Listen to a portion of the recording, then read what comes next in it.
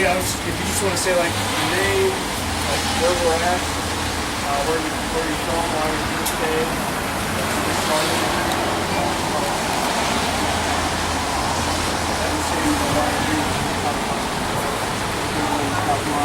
Sure.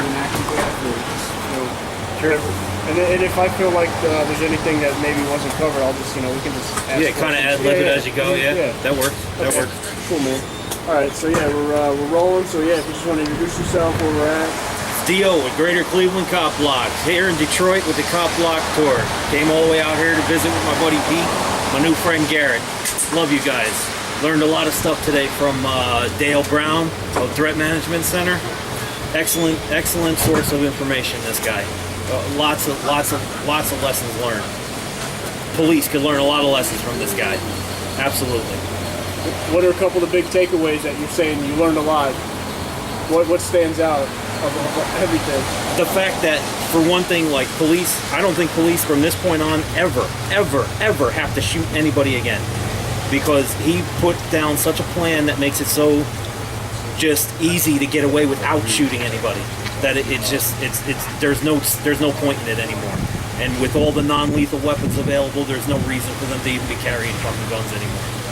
So I mean, that was one thing. And another thing is that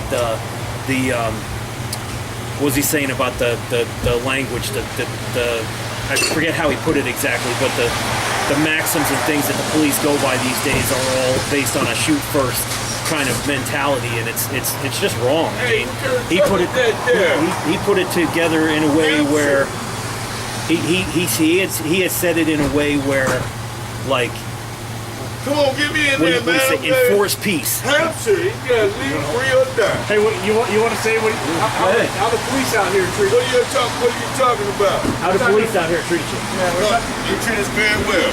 Oh, really? What about it's a diesel. It's a 6.5, 95. 6.5. That's what I'm talking about. Yes, sir. Yeah, there's only nice truck. There's only a handful of them left. Yeah, I heard there was like 2,000 or 3,000 made, maybe, but I'm not sure. Yeah. You guys from New Hampshire? Yes, sir. Nice to meet you. Yeah. We just chilling. We like to, huh? My name's Doug. Doug? All right. Pete? I'm Garrett. All right, Garrett. Where you get the floor out from, Garrett? I've just been letting it go for 2 years. You did what? Just letting it go for 2 years. That's all right. Yeah. What you guys do? We roll around. We were just hanging out with Threat Management Center guy, Dale Brown. You know about that? Dale Brown? Yeah, they have a facility a block south of here, like a black facility. They got like some vehicles. They do like security and they help people around and stuff like that. Oh, in the neighborhood. Yeah, in Detroit area. Yeah, possibly downtown. If they're located downtown, then they're going to be down here. Yeah. They're not. I mean, there's certain places. I'm gonna tell you guys. There's certain places you couldn't even go up. They be at. Oh, was this vehicle or any vehicle? Well, just the way y'all look. Yeah. Got the Billy with the heel to the. Yeah. I mean, New Appalachian Hampshire. American, please. Appalachian. That's where we come from. Appalachian American. No, it's pretty good. Yeah, man. It's pretty good. All right. Nice to meet people from around your town. Right. Cool, nice local interactions with some Detroit folks. Oh, yeah. That's great. Yeah. What was I saying? You were just talking about the maxims. You were talking about takeaways you had from the time today with Dale. The one thing that stuck in my mind, that's still sticking in my mind, is he said instead of, the way the police do it is enforce peace. I like that. That's an excellent way to put that. I think it just hits it right on the head. They operate on such the opposite of that, the police. So to get a little bit of that in there would be great. He trains police. He should be training police all over the country. Honestly. Awesome. And you said you came out here. Where'd you come from? And what motivated you to come out here? I came out to join you guys on the CopBlock tour. I'm Greater Cleveland CopBlock, so solidarity, brother. Oh, yeah. What are you thinking about how things going out there? You optimistic in general about? Yeah, I mean, Cleveland's, it's broken up into a lot of different neighborhoods, and each one of them has their own police force, so it's difficult to lump them all in together. Certain ones are better than others, certain ones are worse. Cleveland itself, the Cleveland police are actually got quite a big attitude problem. I ran through a checkpoint. It was supposed to be a driver's license checkpoint, which I had never heard of before, so I wanted to go see what it was about. And I got pulled out of the car. They turned off my video camera. And let me just tell you, when you're dealing with 20 or 30 cops all around you, and they turn off your video camera, you are miles away from home. There is nobody that's going to be able to say anything but them as to what happened.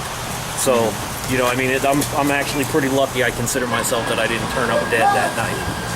You know, just the attitudes they had and whatnot, it was just pretty disgusting. It really was. I didn't think that. I mean, I'm used to dealing with the Parma police, and they're not that bad. But you know, to get that real attitude from the, you know, I mean, that was just like an eye opener. Definitely an eye opener. But Greater Cleveland CopBlock is growing, so we got.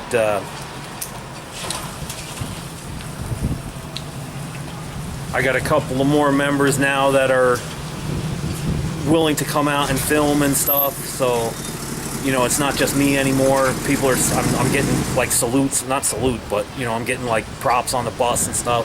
You know, people are, somebody on the way coming here today actually said, you know, you guys don't get enough credit for what you do. So I was happy to hear that, you know, as opposed to always hearing, why are you fucking with the cops all the time? You know, because you get a lot of that in Cleveland.